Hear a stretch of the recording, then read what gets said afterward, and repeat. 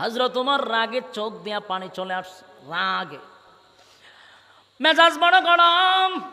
কিন্তু নবীর সামনে দাঁড়াইয়া কথা বলবে এত নরম, কিন্তু ওমর এত গরম হওয়ার পরেও নবীর সামনে দাঁড়াইয়া কথা বলার সাহস ওমর পাচ্ছে না।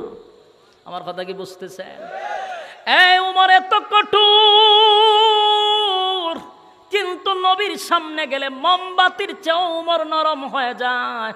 এটাই হলো আদব, এটাই হলো আমাদেরকে শিক্ষা দিয়া গেছেন। এত পাওয়ারফুল ওমর, এত রাগান্বিত ওমর, কিন্তু নবীর সামনে গেলে মোমবাতির চেয়েও নরম হয়ে যায়।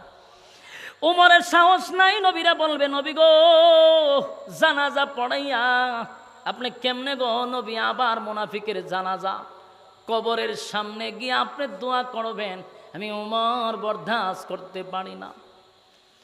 বারবার আসমানের দিকে তাকায় বলে, মালিক আর বরদাস্ত করতে পারি না, আর বরদাস্ত করতে পারি না। হযরত ওমর বারবার আসমানের দিকে তাকায়। নবী আব্দুল্লাহ ইবনে উবাই ইবনে সুলুল মুনাফিকের জানাজা পড়াইয়া কবরস্থানে গিয়া নবী দাঁড়াইছে। মুনাফিকরে যখন কাফন দাপন করলো, মাটি দেওয়া হলো, আল্লাহর নবী কবরের সামনে দাঁড়ায় আছে। নবীজি দুইটা হাত উত্তোলন করবে, এই সিদ্ধান্তে নবী দাঁড়াইল।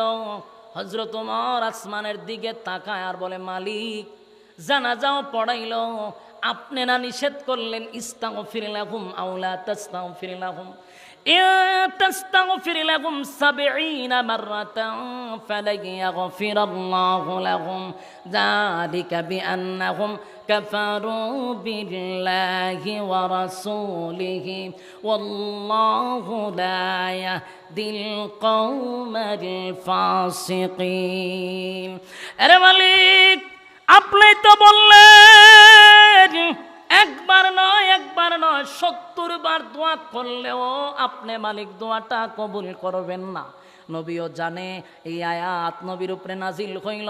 আমি ওমর বার নবীর সামনে আয়াতটা পড়তেছিলাম। জানাজার কথা যেহেতু কোরআনের কোথাও নাই, জানাজা পড়াইয়েন নাই কথা তো আপনি বলেন নাই, জানাজা পড়ায়া দিছে, কিন্তু দোয়ার কথা তো আপনি মালিক নিষেধ করলেন, ইস্তাগফির লাহুম আও লা তাস্তাগফির লাহুম ইন তাস্তাগফির লাহুম ৭০ মাররাতান। আমার হাবিব, আল্লাহ এই আয়াত তো আপনি নাজিল করলেন আপনার হাবিবের উপরে। আপনার হাবিব কেমনে গো আবার জানাজার পরে দোয়া করার জন্য প্রস্তুতি নেয়? আমি ওমর এটা বরদাস্ত করতে পারলাম না। এ যুবক ভাইরা তাকায়া দেখেন, হাবিবে কিবরিয়া যখন দুইটা হাত উত্তোলন করলেন আল্লাহর দরবারে, সাথে সাথে জিবরাইল নবীর সামনে হাজির। একটা জবান বন্ধ রাখবেন না, বলুন আল্লাহু আকবার। জিবরাইল এসে বলেন, হাবিব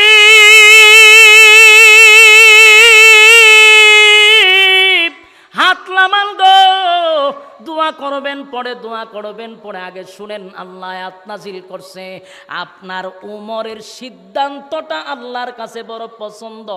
আপনার উমরের সিদ্ধান্তটা আল্লাহ চূড়ান্ত সিদ্ধান্ত হিসাবে নিলেন।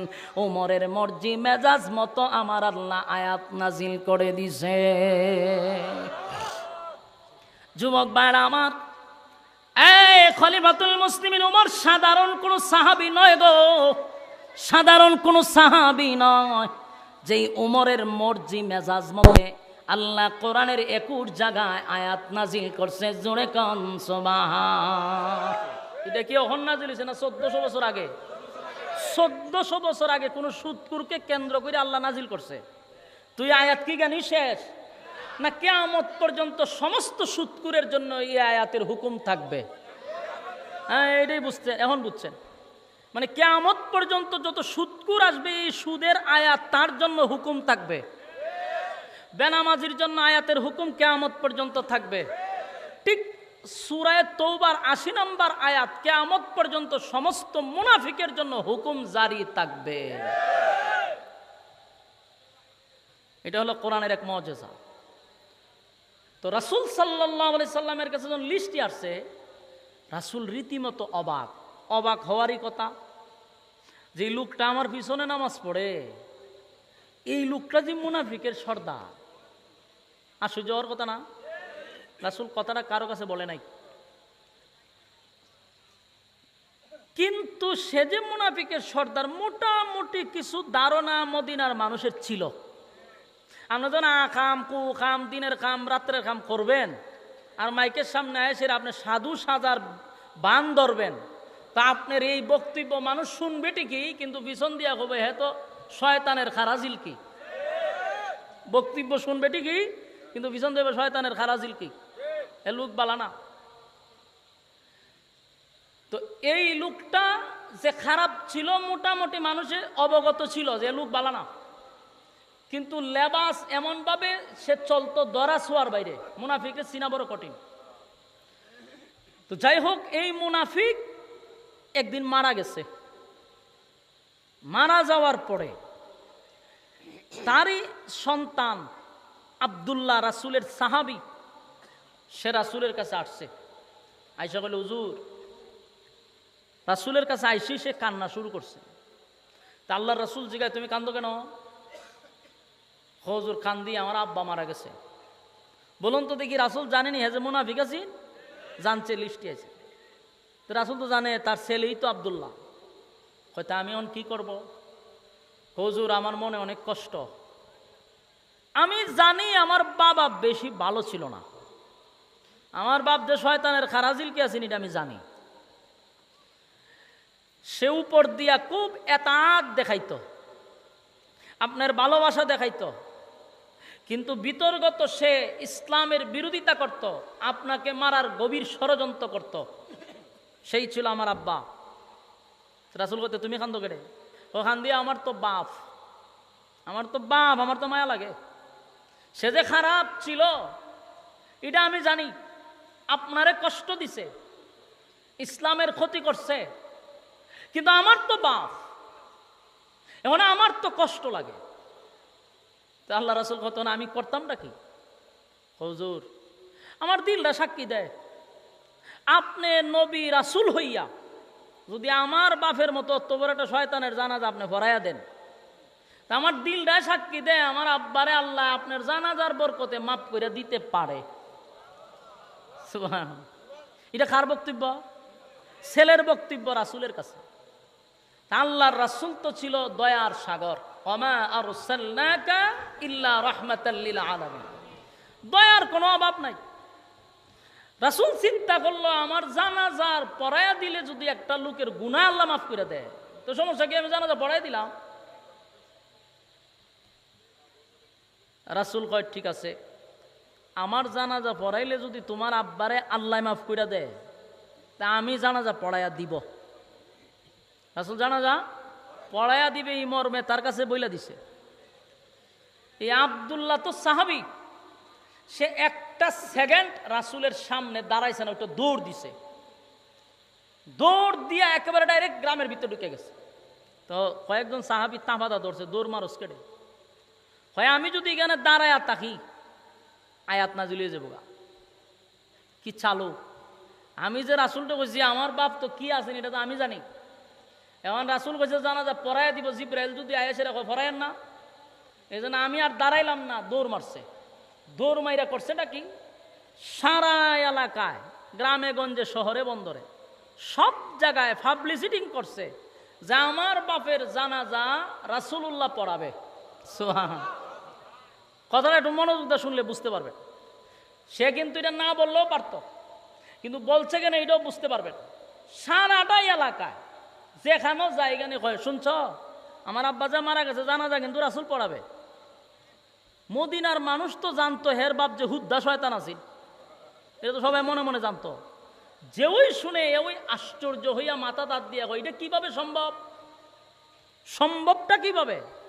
যেই লোকটা রাসূলের বিরোধিতা করলো জীবনটা বর, যেই লোকটা ইসলামের ক্ষতি করলো জীবনটা বর, এই লোকের জানাজা পড়াবে বিশ্বনবী, এটা কিভাবে সম্ভব? সবার ভিতর একটা প্রশ্ন। সে পাবলিসিটি করা বন্ধ করে না, যেখানেও পায় এখানে দাওয়াত দেয়। দাওয়াত দিতে দিতে কিছু মুনাফিকের কানে গিয়ে আওয়াজ পড়ছে যে আব্দুল্লাহ ইবনে উবাই ইবনে সুলুলের জানাজা রাসূল নিজে পড়াবে। এই মুনাফিক গিয়া তাদের যত সংগঠন আছে সব কানে প্রচার করছে, 1000 মুনাফিক এক জায়গায় জড়ো হয়েছে। আমার কথা কি বুঝতেছেন? যদি বুঝেন শেষে মজা পাইবেন, আর যদি না বুঝেন তাহলে ফেস লাগিয়ে বয়ে থাকবেন। আমরা না বোঝার কারণে অনেক সমস্যা। মনোযোগ দিয়ে বুঝছেন ঘটনাটা। এই ঘটনা কোনো গিচ্ছা নয়, সূরা তওবার 80 নম্বর আয়াতের ঘটনা বলতেছি, মনোযোগ দিয়ে শুনলেন। এই লোকে করলো কি, প্রচার প্রসার করছে। এর মধ্যে মুনাফিকরা শুনছে যে তাদের সর্দারের জানাজা পড়াবে আব্দুল্লাহর পুত্র মুহাম্মদ সাল্লাল্লাহু আলাইহি ওয়াসাল্লাম। হেরার যত লোক আছে সব এক জায়গায় হয়েছে, প্রায় 1000 মুনাফিক একত্রিত হয়েছে। ওইয়া কয় এটা কিভাবে সম্ভব? সে তো আমাদের লিডার ছিল, আমাদের নেতা ছিল, সারাটা জীবন সে আব্দুল্লাহর পুত্র মুহাম্মদের বিরোধিতা করলো, ইসলামের বিরোধিতা করলো। এত ক্ষতি করার পরে এই লোকে তার জানাজা পড়ায় কেমনে? এটা দেখতেইব। কত হাজার মুনাফিক? 1000 মুনাফিক কয় আমরা জানাজাটা দেখতেই হবে। এরা দেখার জন্য রওনা দিছে। খুব খেয়াল করবেন, পড়ার জন্য নয়, দেখার জন্য।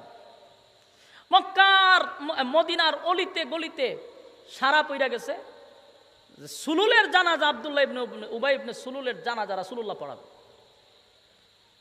মানুষের আনাগোনা শুরু হয়েছে, চতুর্দিক দিয়া মানুষের আনাগোনা। সাহাবীরা শূন্য অবাক। এর মধ্যে একজন সাহাবীর নাম হলো হযরত উমর। গরম না নরম? গরম। গরম গরম দরকার আছে, কথা কই না দি? খালি নরম হইতো না, গরমও দরকার আছে। গরম থাকা দরকার।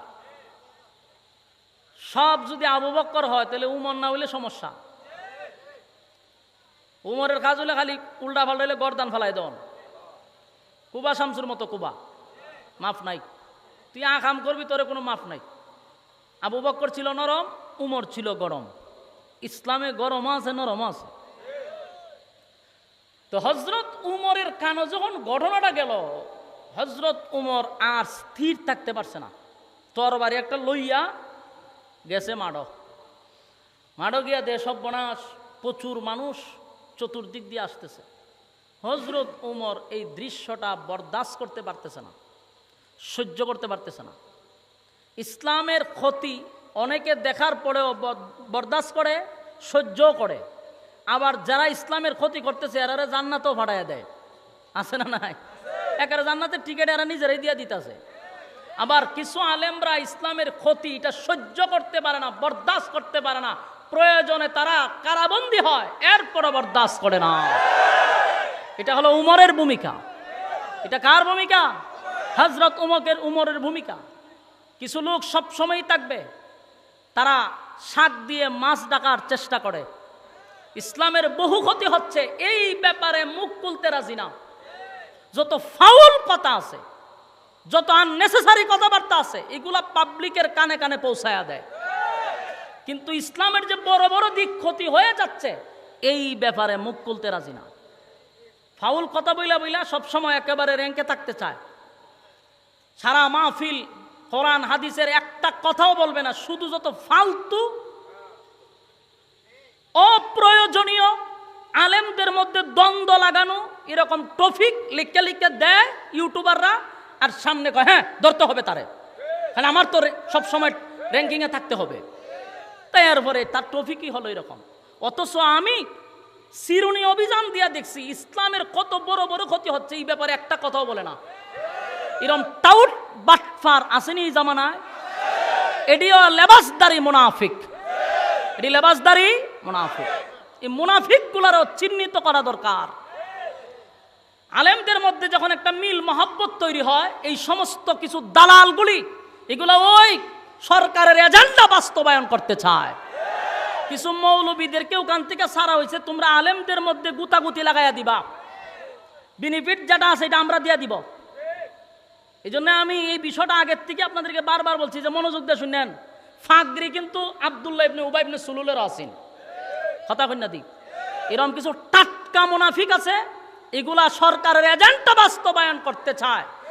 এতদিন দেখছে কোন আলেমরা সব আলেমদেরকে যখন সাইড দেওয়ালের ভিতরে বন্দি করছে, শেষ পর্যন্ত দেখা যায় বাইরিবার সময় এরা একেবারে নিষ্পাপ হইয়া বাইরিতেছে, কারণ কোনো কিছু পায় নাই। তো শেষে যখন দেখলাম যে না এরা কোনোভাবেই দমানো যাচ্ছে না, এখন কি করতে হবে, কিছু মৌলবী ঢুকাইয়া দিছে। কিছু মৌলবি ঢুকাইয়া দিছে, মৌলবি না মৌলবি, এদেরকে ঢুকাইয়া দিছে যে তোমরা এখন কাজ করো, একজন একজনের মধ্যে দ্বন্দ্ব লাগাই দাও। দ্বন্দ্ব লাগাইতেছি নি? হ্যাঁ, বুঝবেন এখানে গভীর ষড়যন্ত্র আছে। কি ষড়যন্ত্র? গভীর ষড়যন্ত্র আছে, যেটা আপনারা কল্পনাও করতে পারবেন না।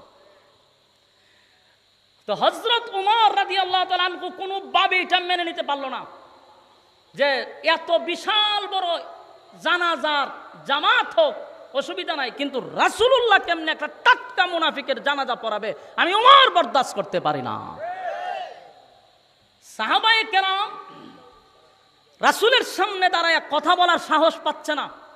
কিভাবে বলবে যে হুজুর কার জানাজা পড়াইতেছেন, এই কথাটা বলবে কে? সাহস পাচ্ছে না। কিন্তু হযরত উমর রাসূলের সামনে গিয়ে দাঁড়াইছে। দাঁড়াইয়া এরপরও রাসূলের সামনে উনি ডাইরেক্ট বলে নাই, ইনডাইরেক্ট। ইনডাইরেক্ট কি?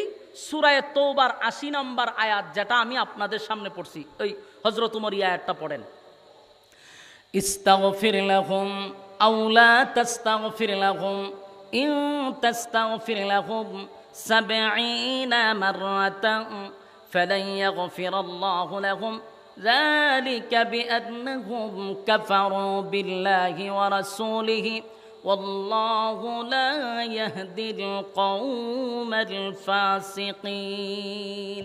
এই আয়াত রাসূলের সামনে বারবার পড়তেছে, জুরে জুরে এই আয়াতটা পড়তেছে। আল্লাহর রাসূল আয়াতের অর্থ বুঝেনি, কিতা হয়? রাসূল বুঝতেছে উমর কি বুঝাইতে চাচ্ছে। তো পুরো মাঠ তো জানাজার ভরে গেছে, এর মধ্যে কিন্তু ১০০০ মুনাফিক জানাজা পড়তে আসছে আর দেখতে আসছে। স্মরণ রাখতে হবে, ১০০০ মুনাফিকও কিন্তু এখানে আছে, দেখতে আসছে। তো হযরত উমর বারবার রাসূলের সামনে দিয়ে ঘুরে আর রাগে শরীর কাঁপতেছে, কারণ ইসলামের ক্ষতি উমর বরদাস্ত করতে পারে না।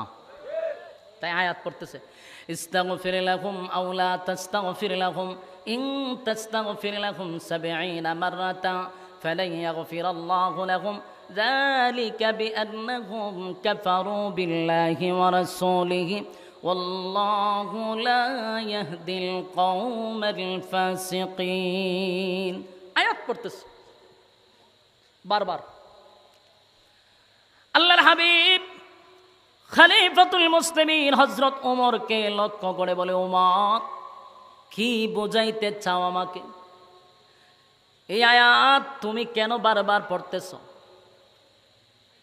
ওমর, এই আয়াতের মধ্যে রব্বে কারীম বলে দিয়েছেন, আল্লাহ রাব্বুল আলামিন এই আয়াতের মধ্যে রাসূল সাল্লাল্লাহু আলাইহি ওয়াসাল্লামকে উদ্দেশ্য করে বলছেন, নবী গো, কোন মুনাফিকের জন্য যদি আপনি দোয়া করেন, আমি আপনার দোয়া কবুল করব না। এমনকি ৭০ বারও যদি দোয়া করেন, আমি আল্লাহ আপনার নবীর দোয়াটুকু কবুল করব না। এই কি বুঝছেন? আমার কথা শুনতেছেন না? আমাদের কথা শুনতেছেন? এই কথা করেন আস্তে আস্তে, সাউন্ড সুন্দর করেন, সাউন্ড সুন্দর করেন। হ্যাঁ, আমার কথা মনোযোগ আছে না? আপনারা মনোযোগ দিও। এই আয়াতের মধ্যে আল্লাহ স্পষ্ট ঘোষণা দিছে যে আপনি মুনাফিকের জন্য আমি আল্লাহর কাছে আপনি দোয়া করলে আমি দোয়া কবুল করব না। আপনারা বিষয়টা একটু চিন্তা করার দরকার। রাসূলের দোয়া অথবা বদদোয়া যেটাই হোক ডাইরেক্ট কবুল হয়ে যায়।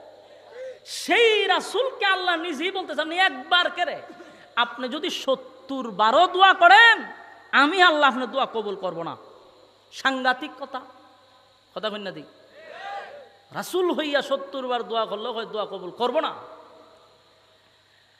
হযরত ওমর আয়াতটা বারবার রাসূলের কাছে গিয়া পড়তেছিল, ইস্তাগফির লাহুম আও লা তাস্তাগফির লাহুম ইন তাস্তাগফির লাহুম ৭০ মাররাতান ফালান ইয়াগফিরাল্লাহু লাহুম যালিকা বিআন্নাহুম কাফারু বিল্লাহি ওয়া রাসূলিহি ওয়াল্লাহু লা ইয়াহদিল কওমাল ফাসিকিন। আগামী নবী তারা আল্লাহ এবং রাসূলের সঙ্গে কুফরি করল, তাদের জন্য যদি আমার কাছে দোয়া করে আমি দোয়া কবুল করব না। এই কথাটা আয়াতের মধ্যে বলছে। হযরত ওমর আল্লাহর নবীকে উদ্দেশ্য করিয়া বারবার হাবিবে কিবরিয়ার চতুর্দিকে যায় আর আয়াতটা তেলাওয়াত করতেছিল। আল্লাহর নবী বলেন, ওমর সামনে বারবার তুমি তেলাওয়াত করতেছ, এই আয়াতের মধ্যে রব্বুল কারীম আমাকে উদ্দেশ্য করে বলছে আমি যেন কোনো মুনাফিকের জন্য দোয়া না করি। একবার নয় 70 বারও যদি দোয়া করি রে, আমার আল্লাহ ঘোষণা দিছে আমার দোয়া কবুল করবে না। উমর মনে মনে কয় হুজুর এটাই তো বুঝাইতে চাচ্ছি, আপনারে ডাইরেক্ট বলতে পারি না, কিন্তু আর কেমনে আপনারে বুঝাই। আপনি জানেন এই আয়াত নাজিল হইছে, রব্বুল কারীম আপনাকে নিষেধ করছে গো নবী, এরপরে কেমনে আপনি আসছেন জানাজা পড়ানোর জন্য? আমি উমর এটা বরদাস্ত করতে পারতেছি না। এই লোকটা আপনার ক্ষতি করছে, ইসলামের ক্ষতি করল, ইসলামের 12টা বাজাইলো, আপনি নবীরে কত না কষ্ট দিল। এই লোকটার জানাজা আপনি পড়াইতে আসছেন, অন্তত আমি উমর বরদাস্ত করতে পারি না। আমার আল্লাহ ডাইরেক্ট এর ব্যাপারে আয়াত নাজিল করে জানাইল, কেন গো নবী আপনি জানাজা পড়াইতে আসছেন? আল্লাহ নবী উমরকে উদ্দেশ্য করে বলে, উমর আমার উপর দিয়া পণ্ডিতি কইর না। সুবহানাল্লাহ, আমার উপর দিয়া কথা বইল না। আমি জানি আমার মালিক বলছে 70 বার দোয়া কবুল হবে না, কিন্তু আমাকে আল্লাহ এত দয়া আর এত মায়া কেন দিল রে? আমি নবীর ভিতরে এত দয়া আর এত মায়া কেন দিল? আমার মনটা চায় এই একবার নয় গো, আমি আমার গুনাহগার একটা উম্মতের জন্য 70 বার না, 70 বার নয় 1000 বার দোয়া করলেও যদি আমার মালিক মাফ করে দেয়, আমি 1000 বার দোয়া করতে চাই। একটা জবান বন্ধ রাখবেন না, আল্লাহু আকবার। আরো জোরে কোন আল্লাহু আকবার। ঈমানের আওয়াজ দিয়ে বলেন আল্লাহু আকবার। আমার নবীর কত মায়া দেখছুনি, নবীর কত মায়া। একবার না 70 বার আমার মালিক তো নিষেধ করল, 70 বার নিষেধ করার পরেও আল্লাহর নবী বলেন আমার মনটা চায় 70 বার না 70,000 বার যদি দোয়া করলে আমার মালিক কবুল করে, আমি 70,000 বার একটা গুনাহগারের জন্য দোয়া করব। এরপর হযরত ওমর মেনে নিতে পারল না, ভিতরে প্রচন্ড রাগ আর গুসা নিয়ে হযরত ওমর দাঁড়ায় আস। নবী কিন্তু এটার ব্যাখ্যা করছে, বুঝাইছে যে আমার আল্লাহ মায়া দয়াটা বেশি দিছে, আমি তো চাই না আমার কোনো উম্মত আমার সামনে জাহান্নামে যাক, এটা আমি নবী চাই না। আল্লাহ নিষেধ করছে 70 বার, আল্লাহ তো 100 বার কইছে না 70 বার কইছে, আমি 100 বার করলে যদি মাফ করে দেয়, এই জন্য আমি 100 বার চেষ্টা করতেছি। কিন্তু হযরত ওমরের কথা হলো এই লোকটা হলো মুনাফিক, যাই না বুইজা ঠান্ডা মাথায় ইসলামের 12টা বাজাইছে, তার ব্যাপারে কোনো আপোষ চলে না, কিন্তু নবীর উপর দিয়া কোনো কথা টুকুও বলতে পারতেছে না। হযরত ওমর রাগে দাঁড়ায় আছে, সবাই মেনে নিল, হযরত ওমর মেনে নিল না। জানাজার নামাজ নবী পড়াবে এটা বরদাস্ত করতে পারল না হযরত ওমর। কিছুক্ষণ পরে আমার আপনার নবী আরো কিছু কাজ করে হযরত ওমর সহ জানাজায় যারা উপস্থিত ছিল সবাইকে নবী অবাক করে দিল। আল্লাহর নবী আস্তে আস্তে আস্তে আস্তে লাশের সামনে গেল, মুনাফিকের লাশের সামনে। মুনাফিকের লাশের সামনে গিয়া হাবিবে কিবরিয়ার জবান মোবারক থেকে একটু তু তু আইনা টাটকা মুনাফিকের মুখে লাগায়া দিছে, জোরে কোন সুবহান। নবীর মুখের তুতু যখন আব্দুল্লাহ ইবনে উবাই ইবনে সুলুলের মুখে লাগায়া দিল, আমি নবীর মুখের তুতু তোর আব্বার মুখে লাগায়া দিলাম রে। আমি নবীর মুখের তুতুর বরকতে তোর আব্বারে যেন আমার আল্লাহ মাফ করে দেয়। চিন্তা করেন নবীর কত মায়া, নবীর কত মহব্বত একটা গুনাহগারের জন্য। যেই লোকটা জীবনভর আমার নবীর বিরোধিতা করল, নবীরে মারার জন্য ষড়যন্ত্র করল, আজকে নবীর মুখের তু তু লাগায়া দেয় একটা টাটকা মুনাফিকের মুখের মধ্যে। আপনাদের স্মরণ আছে 1000 মুনাফিক কিন্তু আসছে জানাজা দেখার জন্য।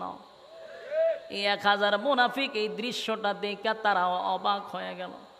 ঘটনা বুঝলাম না,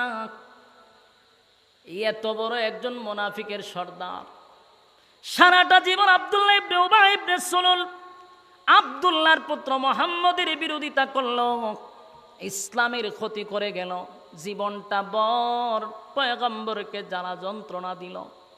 এই লোকটার মুখে তু তু লাগায়া দিল। আল্লাহর নবী যখন তু তু লাগায়া দেয়, সব সাহাবীরা অবাক হইয়া দাঁড়ায় আছে। কিছুক্ষণ পরে হাবিবে কিবরিয়া আবার দেখা যায় নবীর শরীরের জুব্বাটা খুলে ফেলছে। নবীজির জুব্বাটা খুলে আব্দুল্লাহ ইবনে উবাই ইবনে সুলুলের শরীরে কাপন স্বরূপ নবী নিজে পড়ায়া দিছে। জুড়ে কোন সুবহান। এ যুবক ভাইরা, এ নবীর জুব্বা সাধারণ বিষয় নয় গো, নবীর জুব্বা সাধারণ কোনো বিষয় নয়। নবীর জুব্বাটা সাধারণ কথা না।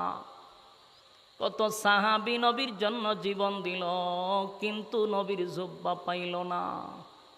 সুবহানাল্লাহ। একটা টাটকা মুনাফিক নবীর জুব্বা পায়, সাধারণ কোনো কথা হইন না দি। রিবাব দেন, গলা ধরে, গড়াব ধরে, রিবাবি কেউ একসাথে করেন, গলায় ধরে। টাটকা মুনাফিক বলুন পাইছে কি? নবীর জুব্বা। কার জুব্বা? সাধারণ কথা নয়। সাহাবীরা এই দৃশ্য দেখে কান্না শুরু করছে। অনেক সাহাবীরা বলে নবীর জন্য জীবন দিতে প্রস্তুত, কিন্তু নবীর জুব্বা কোনোদিন পাইলাম না। সারাটা জীবন নবীর বিরোধিতা করলো, নবীর বিরোধিতা করলো। এত বড় টাটকা মুনাফিকরে আমার নবী কেমনে গো জুব্বা পড়ায়া দিল? কান্নার রোল পড়ে গেছে। হায় রে, সাহাবীরা গইরাইয়া কান্না শুরু করলো।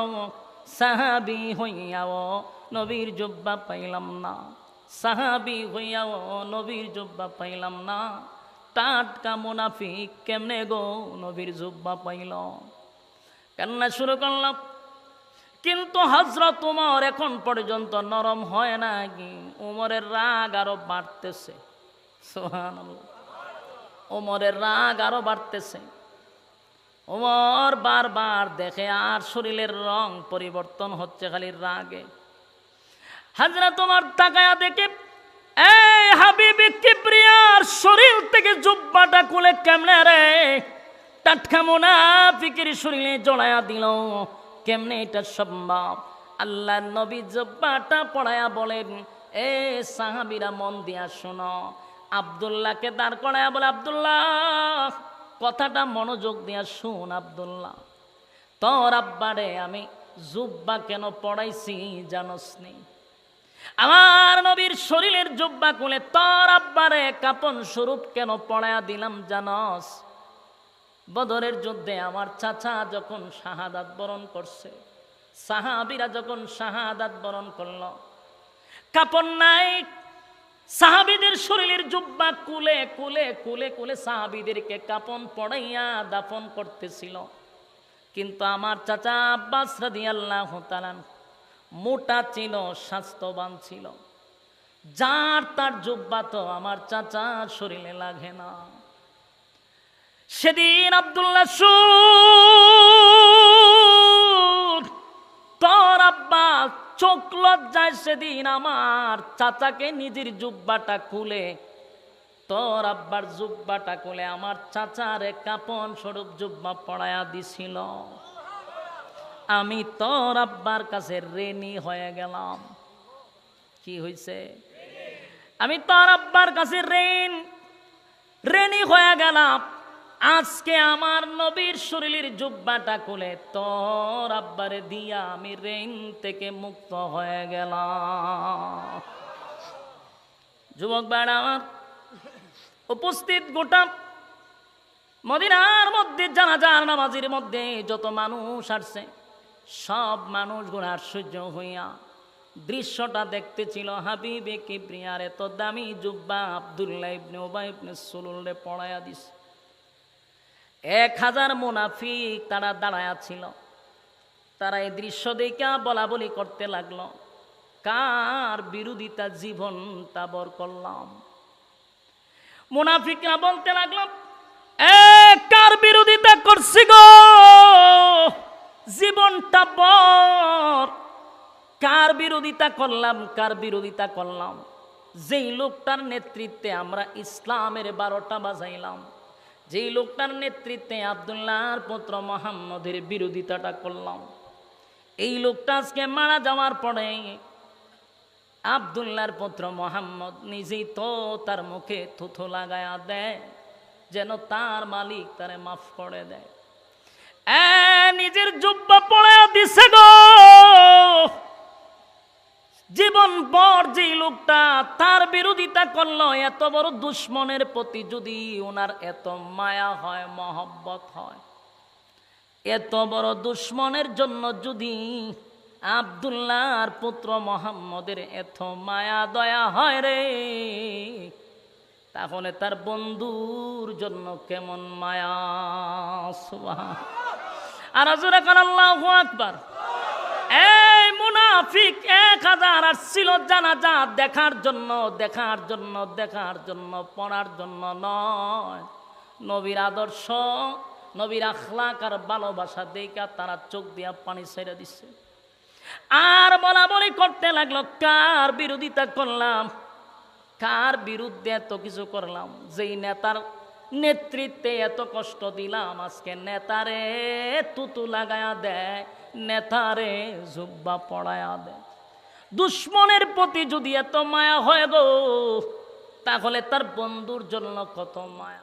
বেঈমানরা নবীর চরিত্র দিয়ে কান্না শুরু করছে আর বলতেছে, নবী গো অন্যায় করছি, অপরাধ করছি, এই লোকটার নেতৃত্বে ইসলামের 12টা বাজাইলাম, আপনি নবীর বিরুদ্ধে ষড়যন্ত্র করলাম, আজকে আপনার আখলাক আর ভালোবাসা দেখা কালেমা পড়লাম, আর কোনোদিন বিরোধিতা করব না, আপনার শত্রু হব না, আপনার বন্ধু হতে চাই। সুবহান। মল্ল কয়জন কথা কন্যা দি, আপনারা কি খারাপ লাগতা জানি সেইটা দিতাম নি আমি। হুজুর এবার পর্যন্ত আমার সময় দেন না, খারাপ লাগলে বালা, আমার ডাবল সুবিধা। মরছে কয়জন?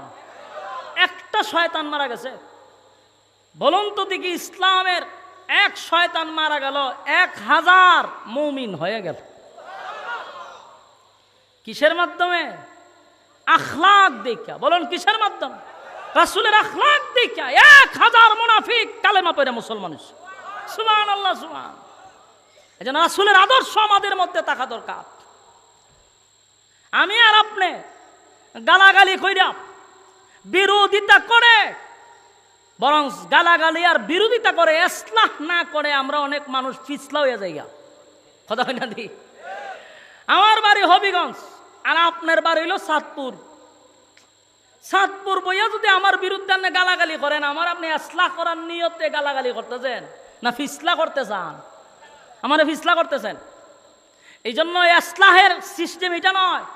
আপনার প্রতি যদি ইসলামের উম্মতের এত দরদ থাকে, আমার কোনো ভুল থাকলে আমার বাড়িতে যান না কেন আপনি? কথা কই না দি? আপনারা খারাপ লাগতেছে? এটা আমি যে কথাগুলি বলতেছি আপনার দেমাগের ভিতরে ঢুকান। আমার ইসলামের প্রতি এত দরদ, আমি দেখতেছি যে আমার ভাই লাইন ছেড়ে বেলায় নিয়ে গেছে, তা আপনি তার বাড়িতে যান না কেন? আপনি এখানে চাঁদপুর বইয়া হের 14 গোষ্ঠী উদ্ধার করতেছেন, এর উদ্দেশ্য আপনি তাকে ইসলাহ করান না, বরং ইসলামের 12টা আপনি বাজাইতে চাচ্ছেন। ইসলামের 12টা বাজাতে চাচ্ছেন আপনি, এটা ইসলাহের নিয়ত না। আজকে এই ফেসবুক সোশ্যাল মিডিয়া এই গুতাগুতি হইতেছে। তোর যদি বেটা ইসলামের প্রতি এত দরদ থাকে, তুই আমার বাড়িতে বুঝায় যা, তুই অমুক শায়েকের কাছে যা, তুই না গিয়ে ওই কোনাত বইয়ে বেশি লেতে কথা ঠিক নেই। এর উদ্দেশ্য কি ইসলাম করতো না আরো ইসলাম বানাইতেছে? এক হুজুরে কইছিল যে মশার লাগিয়ে একটা কয়েল ধরাইছে। তো বলুন তো দিয়ে মশার কয়েল কেন ধরানো হয়? মশা তারাইবার লেগে। কথা কই না, মশা তারাইবার লেগে না। তো মাঝে মাঝে আমিও দেখি মশার কয়েল ধরাইছে, কিন্তু মশার কয়েলের উপর দিয়া যে ধুমা উড়ে, এই দুয়ার উপরে দিয়ে মশায় আইতে করে। এর দ্বারাই বোঝা যায় ড্যাম কেয়ার। কয়েল রে কি কয়? Damn care. এ ফাত্তাও দেয় না কয়েল রে, যে কয়েল ধরানো হয়েছে মশার তারাইবার লাগে কেনা এছে ফাঁকা দেয়, মানে বলে এরা দোয়া খাইতে খাইতে এসলাহ না হইয়া ফিসলা হয়ে গেছে গা। কথা কই না? কয়েলে মশারে কিছু করতে পারে না। তা আমাদের দেশে অতিরঞ্জিত বেশি অ্যান্টিবায়োটিক দিতে দিতে মানুষরে এসলাহ করবো দূরের কথা, সব কিছু ফিসলা বানায় তো রাখছে। কথা কই না দি? আগের মানুষ ওয়াজে আসলে চোখ দিয়া পানি ছাড়তো, কানতে কানতে বাড়ি যেত। কতক্ষণ ঠিক? আর এখন ওয়াজটা শেষ হলে ডান্স দিতে দিতে বাড়ি যায়। এখন ওয়াজ অত নাইস গান দেখতে গেছে। আমি বাস্তব কইছি না অবাস্তব?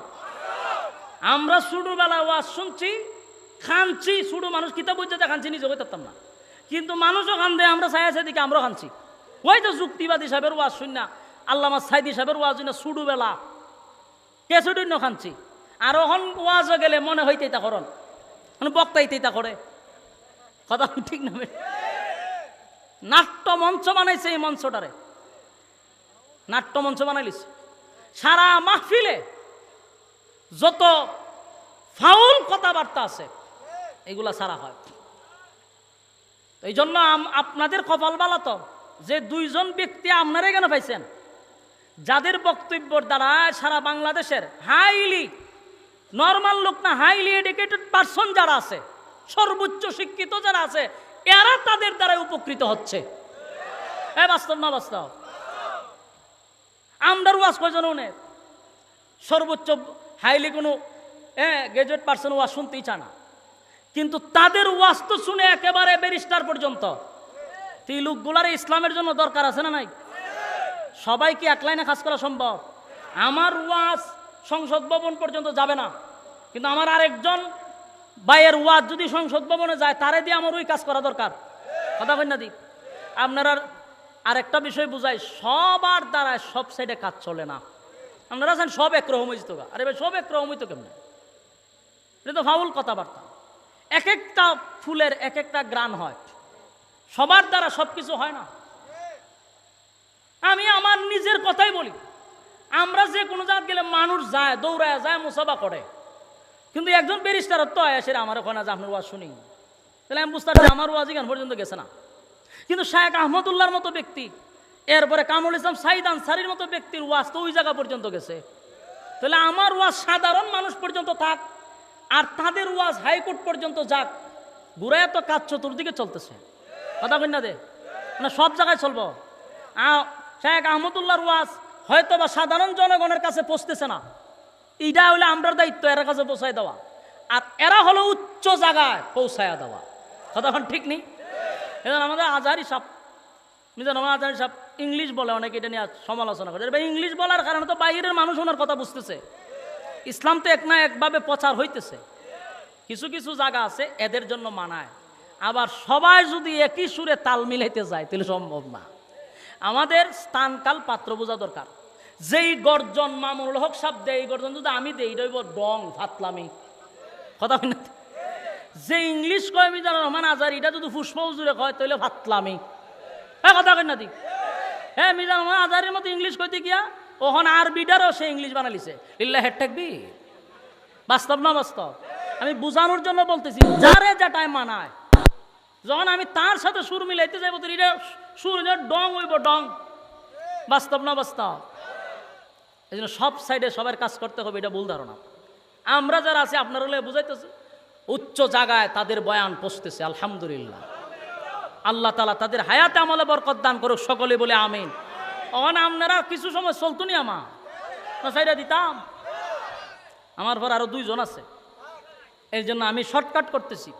যেই কথাটা বলতেছিলাম, বলুন মরছে কয়টা? কালেমা পড়ছে কয়জন? 1000। বাড়ছে না কমছে? দুশ্মন একটা মরছে, বন্ধু 1000 তৈরি হয়েছে। কথা ঠিক নেই? এই জন্য একজন আগা ছাড়ে দিয়া আপনারা দুর্বলতা পাইবেন না যে হের দ্বারা ইসলামের 12টা বেজেছে না। অসংখ্য লোক আছে ইসলামের পতাকা তোলার জন্য আল্লাহ তৈরি করেছে জমিনে। সম্মানিত সুধী, 1000 কালেমা পড়ছে, মরছে একটা।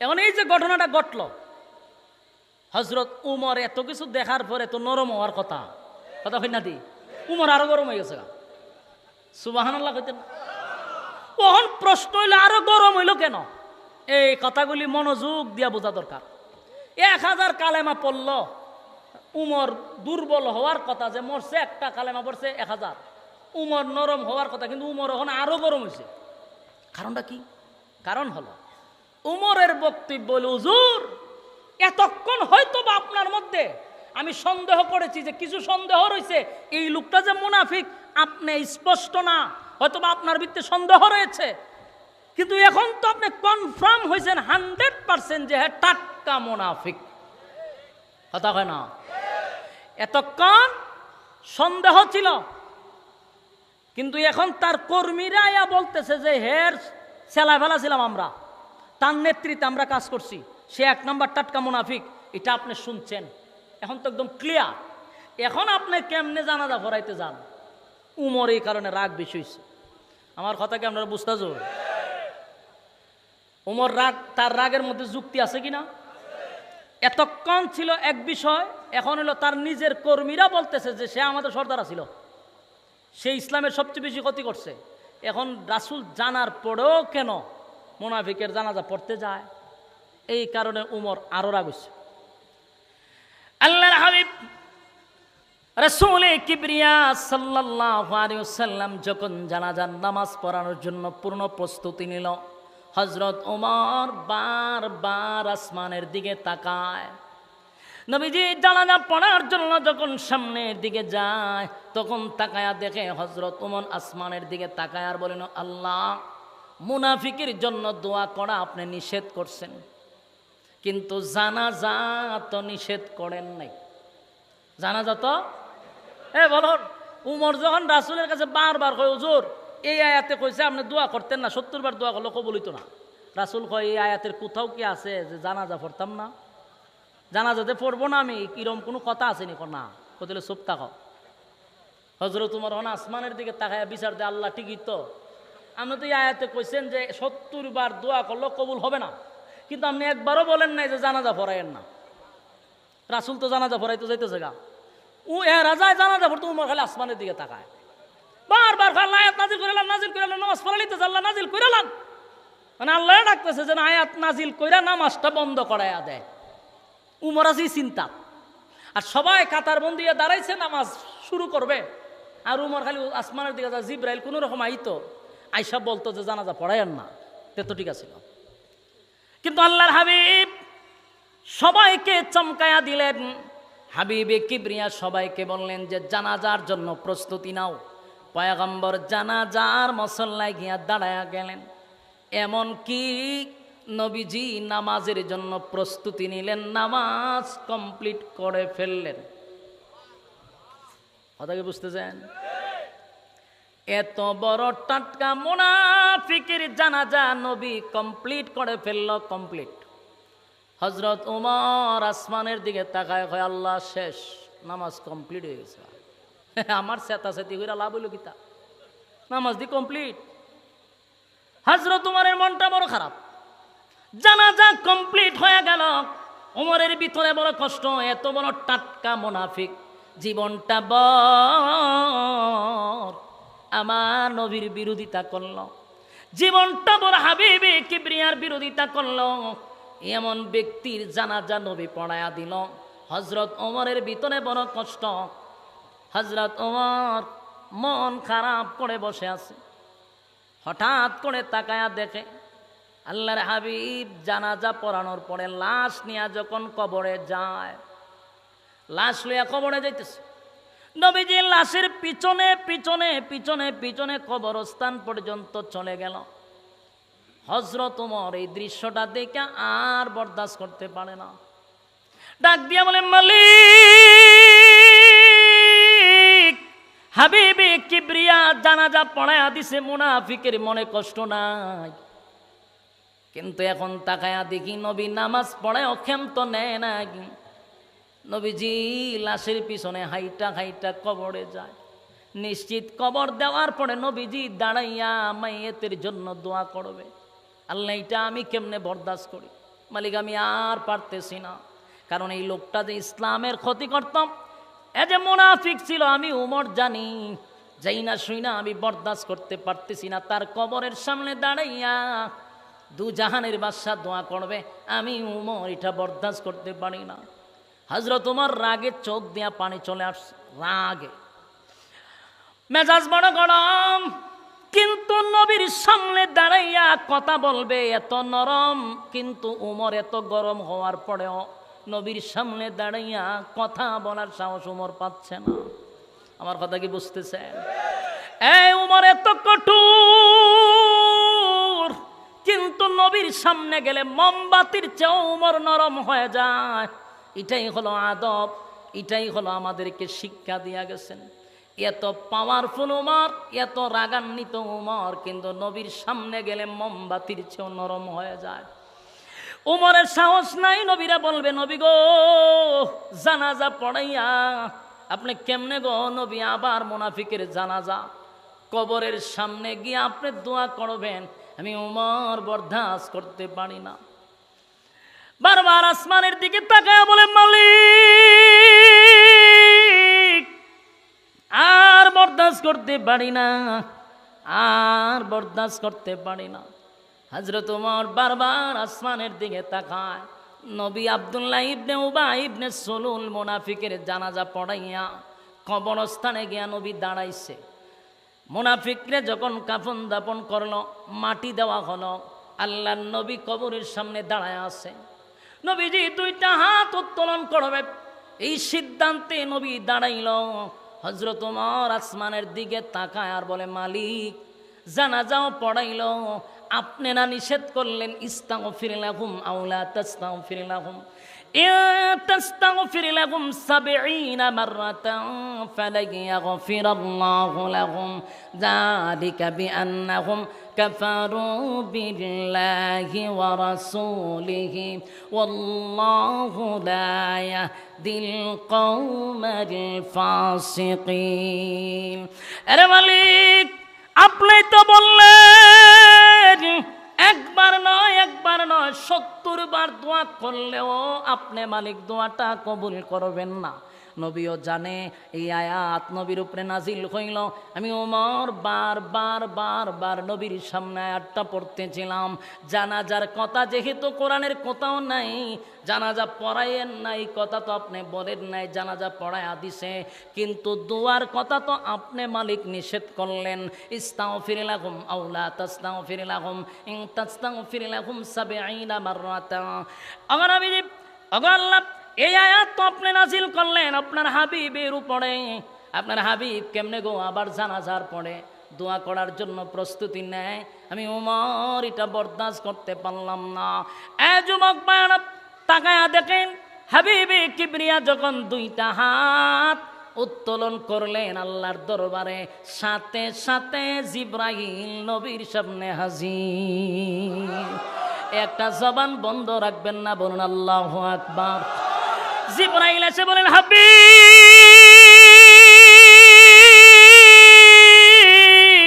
হাত লামান গো, দোয়া করবেন পরে, দোয়া করবেন পরে, আগে শুনেন আল্লাহ আয়াত নাজিল করছে। আপনার উমরের সিদ্ধান্তটা আল্লাহর কাছে বড় পছন্দ, আপনার উমরের সিদ্ধান্তটা আল্লাহ চূড়ান্ত সিদ্ধান্ত হিসাবে নিলেন। উমরের মর্জি মেজাজ মতো আমার আল্লাহ আয়াত নাজিল করে দিছে। যুবক ভাইরা আমার, এই খলিফাতুল মুসলিমিন উমর সাধারণ কোন সাহাবী নয় গো, সাধারণ কোন সাহাবী নয়। যেই উমরের মর্জি মেজাজ মতে আল্লাহ কোরআনের ২১ জায়গায় আয়াত নাজিল করছে, জোরে কোন সুবহান। উমরের মেজাজ মর্জি মতো আল্লাহ আয়াত নাজিল করছে, সাধারণ সাহাবী কথা হয় না। উমর বারবার আসমানের দিকে তাকাইয়া মালিকের কাছে দরখাস্ত করে, আল্লাহ নামাজ বন্ধ করে দেন, আল্লাহ দোয়া বন্ধ করে দেন। রব্বে কারীম কিন্তু এটাই করলেন, আয়াতটা নাজিল করে বলেন নবী গো দাঁড়ান, দোয়া করবেন পরে, আগে শুনেন আমার আল্লাহ কি বলে। এই আয়াত তখন নাজিল হয়ে যায়, ওয়ালা তুসাল্লি আলা আহাদিম মিনহুম মাতা আবাদা ওয়ালা تقم على قبري এ যুবক ভাই কথাগুলি একটু মনোযোগ দিয়ে শুনেন 1 মিনিটের ভিতরে বয়ান শেষ করতেছি হযরত আসতেছে